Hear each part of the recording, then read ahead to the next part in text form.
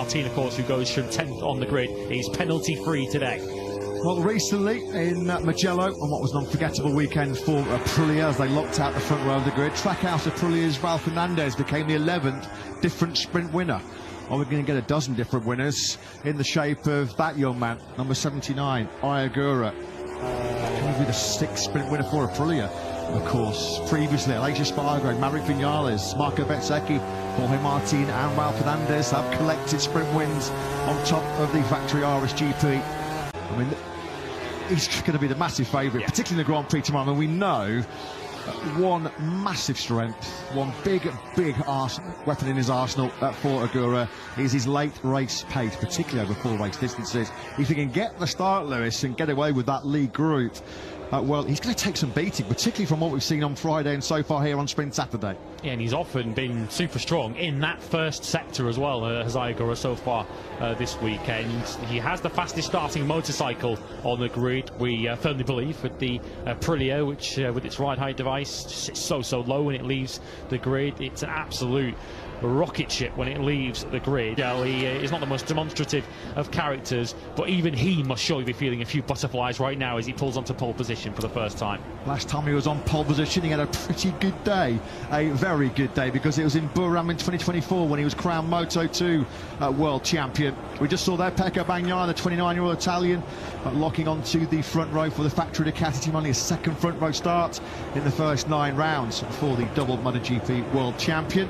He does have 3 sprint podiums so far this year, does Bagnaia, all second places on that run through Kota, Jerez and Le Mans. Can he go one better here this afternoon? A major obstacle in the way will be provided by this young man, Ai Ogura, who doesn't seem to get flustered or fazed by any situation or any scenario that you throw his way this season. But it is a new experience for Ai Ogura. Very little seems to faze him.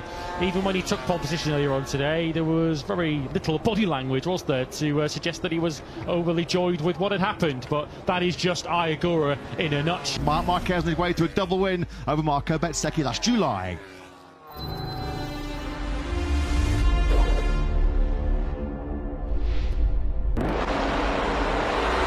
Well, what, 13 days ago over at the Balaton Park circuit in Hungary, Marc Marquez flying away from pole position, but there was drama and controversy at the very first corner as Jorge Martin skittled out. Aprilia teammate and world champion Marco Bezzecchi, Fabio Di Giannantonio, Fermin Aldeguer and Ralph Fernandez all caught up in that first corner drama. We were then treated to some show, some fight between 2 of MotoGP's ultimate prize fighters as Pedro Acosta and Marc Marquez went toe-to-toe before Marc Marquez dropped the KTM star and blasted his way to yet another double victory in Balaton.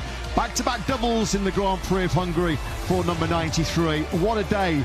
What a comeback. Martin's got Horsepower Hill to climb here in Brno. He's got a bit of a mountain to climb, hasn't he, in the main Grand Prix tomorrow. 4th row of the grid.